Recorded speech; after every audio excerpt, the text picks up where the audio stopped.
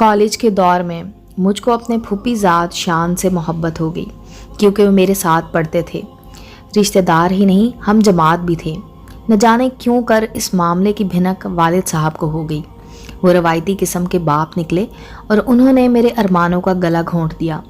نہ صرف مجھ کو کالج سے ہٹا لیا، بلکہ میری شادی آنن فانن اپنے دوست کے بیٹے حبیب سے کرا دی۔ میرے شوہر صورت شکل کے اچھے تھے اور گھرانہ بھی کافی مالدار تھا۔ سسرال والوں نے میری خوب آؤ بھگت کی۔ حبیب نے بھی مجھے پسند کیا، لیکن ایک بدخواہ رشتہ دار نے میرے اور شان کے بارے میں اڑتی اڑتی سی خبر ان کے کانوں میں پہنچا دی۔ شادی کے ایک ہفتہ بعد انہوں نے مجھ سے سوال کیا، سچ بتاؤ، کیا تمہارا پھوپھی زاد شان تمہاری پسند ہے؟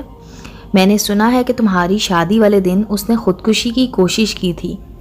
اپنے دلہا کے منہ سے ایسی بات سن کر دم بخود رہ گئی۔ خودکشی والی بات کا تو مجھ کو بھی علم نہیں تھا۔ میری اڑتی رنگت سے ان کو اور شک گزرا اور مجھے بہت بڑی قسم اٹھانے کو کہا کہ سچ سچ بتا دو۔ اگر سچ کہو گی تو معاف کر دوں گا، ورنہ ہماری شادی کے اس بندھن کی خیر نہیں۔ مجھے سچ بتانا ہی پڑا کہ ہاں، شان اور میں ایک دوسرے کو پسند کرتے تھے، لیکن پھپھو زیادہ خوشحال نہ تھی، لہٰذا والد صاحب نے آپ کے حق میں فیصلہ کیا۔ میں نے رو رو کر ان کو یقین دلایا کہ میرے شان کے ساتھ کچھ غلط مراسم نہ تھے، صرف ایک دوسرے کو ہم پسندیدگی کی نگاہ سے دیکھتے تھے۔ کہنے لگے، ٹھیک ہے، شادی سے قبل کسی کو پسندیدگی کی نگاہ سے دیکھنا ایک فطری بات ہے اور یہ کوئی جرم نہیں ہے۔ تم نے سچ بول کر میرے دل میں اپنی قدر بڑھائی ہے۔ میں نے وعدہ کیا تھا کہ سچ کہوں گی تو معاف کر دوں گا، لہٰذا میں نے تم کو دل سے معاف کیا ہے، لیکن اس شرط پر کہ میری ہو جانے کے بعد اب تم کسی اور کا خیال بھی کبھی دل سے نہ لاؤ گی، ہمیشہ میری ہی وفادار رہو گی۔ ان کی یہ شرط جائز تھی۔ میں نے ان پر فخر کیا کہ روایتی مردوں والا بیر رکھنے کی بجائے انہوں نے میرے سچ کی قدر کی اور فراخ دلی سے میری غلطی کو معاف کر دیا ہے۔ تبھی میرے دل میں بھی اپنے شوہر کی قدر و منزلت ہو گئی۔ اس کے بعد کافی دنوں تک مجھے ایسا لگا کہ انہوں نے اس گزری بات کو بھولی بسری کہانی سمجھ کر بھلا دیا ہے اور میرے ماضی سے کوئی واسطہ نہیں رکھا ہے۔ خدا کا شکر ادا کرتی تھی کہ میرا جیون ساتھی انسان کے روپ میں فرشتہ نکلا، ورنہ مرد ذات بھلا کب عورت کی یہ غلطی معاف کرتے ہیں۔ اس کے بعد بظاہر میری زندگی خوشگوار گزرنے لگی، لیکن میرا خیال غلط نکلا۔ مجھے محسوس ہونے لگا کہ یہ میری خوش فہمی تھی۔ اب حبیب کو کبھی کبھی دورہ سا پڑ جاتا، صاف تو نہیں، اشاروں کنائیوں میں مجھ کو میرے ماضی کا تانا دے جاتے اور ذہنی سزا بھی دیتے۔ یہ کیفیت ایک آدھ دن رہتی، اگلے روز سب کچھ بھلا کر پھر سے شیر و شکر ہو جاتے تھے۔ تب مجھے سیر کرانے لے جاتے یا کہتے کہ چلو تم کو شاپنگ کرا دوں، گویا کہ اپنے رویے پر شرمندہ ہو کر ازالے کی کوشش کرتے تھے۔ رفتہ رفتہ میں ان کے مزاج کی عادی ہوتی گئی اور ان کے اس رویے کو ان کے ذہن کی لاشعوری حرکت جان کر نظر انداز کرنے لگی۔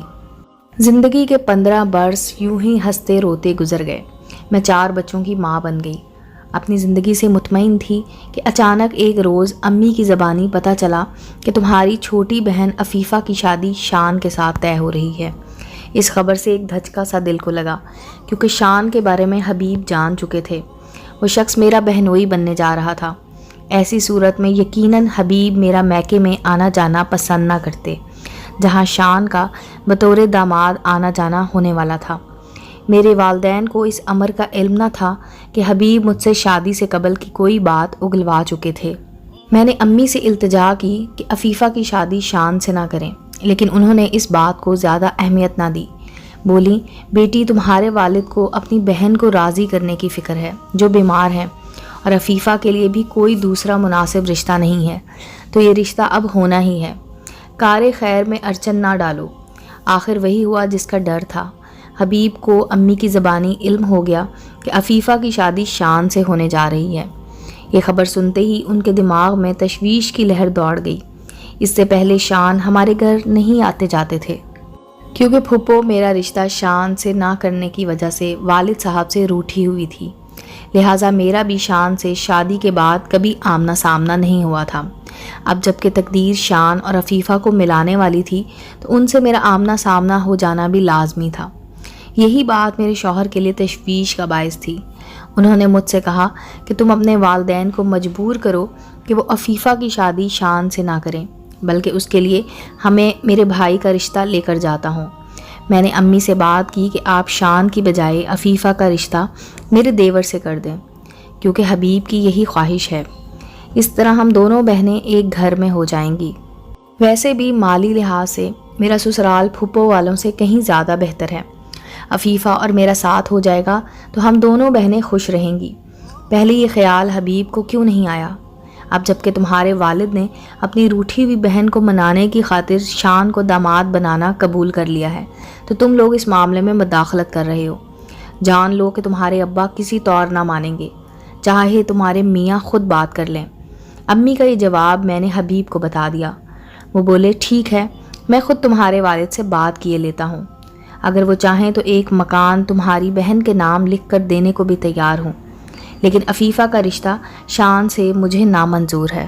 حبیب نے والد صاحب سے بات کی اور چھوٹے بھائی کے لیے رشتہ طلب کیا۔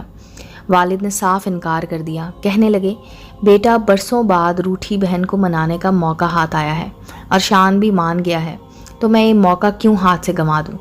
تم کو تمہارے بھائی کے لیے کوئی دوسری اچھی لڑکی مل جائے گی، مگر میری بہن مجھے نہ ملے گی، کیونکہ وہ ان دنوں بہت بیمار تھے۔ میں اس کو ایسے حال میں آزردہ نہیں کر سکتا۔ ابا جان کو قطعی علم نہ تھا کہ میرے اور شان کی پسندیدگی کی داستان سے حبیب آگاہ ہو چکے ہیں۔ بہرحال وہ ابا جان کے انکار سے بہت سا منہ لٹکا کر گھر لوٹ آئے، لیکن ان کے دل سے کسک نہ گئی، بلکہ شان کے لیے کدورت اور سوا ہو گئی۔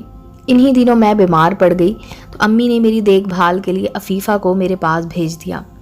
قبل از وقت ولادت سے میں نے اپنے ہونے والی اولاد کو کھو دیا تھا۔ ہسپتال میں 3 دن رہنے کے بعد میں اسی دن گھر آئی تھی، تبھی عفیفہ آ گئی۔ مجھے اس کی دیکھ بھال کی ضرورت تھی، بس عفیفہ میرے پاس رک گئی۔ کمرے سے ایک رات وہ میرے کمرے میں سو گئی، جبکہ دوسری شب میں نے اس کو اپنے برابر والے کمرے میں سونے کے لیے بھیج دیا، کیونکہ رات بھر جاگنے سے وہ نڈھال لگ رہی تھی۔ آج میرے کمرے میں حبیب اور میری ساس سو رہے تھے۔ میں تو دوا کھا کر غنودگی میں جا چکی تھی۔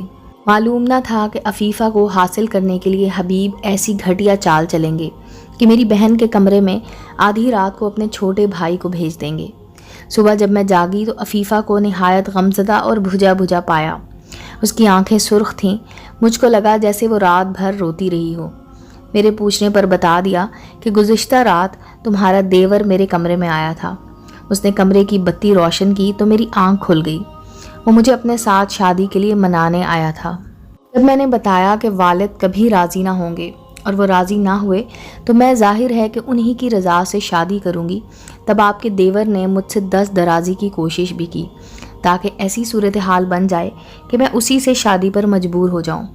میں بڑی مشکل سے نکل کر برآمدے میں پہنچی اور آپ لوگوں کی طرف آنا چاہا تو اس نے معافی مانگی اور گھر سے باہر چلا گیا۔ اب میں یہاں نہیں ٹھہر سکتی، مجھے ابھی گھر جانا ہے۔ عفیفہ رو رہی تھی اور میں بستر پر مجبور پڑی تھی۔ امی کو فون کیا اور کہا کہ عفیفہ کی طبیعت ٹھیک نہیں ہے، آپ اس کو لے جائیے۔ گھنٹہ بھر بعد وہ آ گئیں اور اس کو لے گئیں۔ دل میں اپنے شوہر اور دیور کے لیے غصہ بھرا تھا۔ مجھ کو لگا تھا کہ یہ دونوں اس معاملے میں شامل ہیں اور ان کی یہ ملی بھگت تھی۔ اللہ نے عفیفہ کو ہمت دی، اس کی عزت کی لاج رہ گئی، مگر انہوں نے اس کو ہراساں کرنے میں کوئی کسر نہ چھوڑی تھی۔ گویا میرے جیون ساتھی کے دل شان کی نفرت کا کانٹا ابھی تک پیوست تھا۔ یہ گھاؤ کسی طور بھر نہ سکا تھا، ورنہ میرے دیور کی ایسی جرت کہ آدھی رات کو وہ عفیفہ کے کمرے میں جا کر اس کو خود سے شادی کرنے پر راضی کرتا کہ اس کا میری بہن سے کوئی معاشقہ بھی نہ تھا۔ دونوں ایک دوسرے سے بات چیت تک نہ کرتے تھے، تو اس کے دل میں اچانک میری بہن سے محبت کہاں سے آ گئی تھی؟ سب کچھ سمجھ کر بھی میں چپ رہنے پر مجبور تھی، بلکہ عفیفہ سے بھی التجا کی کہ خاموش ہو جاؤ اور اس واقعے کا کسی سے ذکر مت کرنا، ورنہ میرے 4 بچوں کی زندگی بھی میرے ساتھ خراب ہو جائے گی۔ میں شان کی شادی ابا جان نے عفیفہ سے کر دی، لیکن حبیب نے مجھ کو بہن کی شادی میں شرکت کی اجازت نہ دی ہی نہیں، اس نے تو اس روز کے بعد مجھ پر ہمیشہ کے لیے میکے جانے پر پابندی لگا دی، اور عفیفہ اور شان بھی ہمارے یہاں نہ آ سکتے تھے۔ میرے والدین حبیب کے اس رویے اور سخت مزاجی پر بہت حیران تھے، لیکن وجہ نہ میں بتا سکی اور نہ حبیب نے بتائی۔ والدین بیچارے تو ہر حال صبر کر لیتے ہیں، جبکہ بیٹی گھر آباد ہو اور اس کے 4 بچوں کا ساتھ ہو تو وہ کیوں کر جھگڑا کر سکتے تھے۔ میں نے ان کو کہہ دیا ہر حال میں اپنے گھر رہوں گی، کیونکہ میں اپنے گھر میں خوش ہوں، چاہے آپ روٹھ جائیں، میں آپ کے گھر نہیں آ سکتی۔ آپ لوگ تو آ سکتے ہیں، جب میری یاد آئے مجھ سے ملنے آ جانا۔ جب تک امی ابو زندہ رہے وہی میرے گھر مجھ سے ملنے آتے رہے۔ عفیفہ کی شادی کے بعد میں نے ان کے گھر قدم نہ رکھا، یہاں تک کہ ان کی وفات ہو گئی۔ شان اور عفیفہ بھی بیرون ملک جا بسے۔ آج ہم میاں بیوی عمر رسیدہ اور ہمارے بچے جوان ہیں۔ میں نے اس درد کو دل میں دفن کر لیا ہے، مگر جب والدین اور بہن کی یاد آتی ہے دل میں ایک ٹھیس سی اٹھتی ہے۔ امید ہے دوستو سٹوری اچھی لگی ہوگی۔ چینل کو لائک اور سبسکرائب کریں اور بیل آئیکن کا بٹن دبانا مت بھولیں تاکہ ہر نئے آنے والی سٹوری کا نوٹیفیکیشن آپ کو مل سکے۔ ملتے ہیں اگلی سٹوری کے ساتھ۔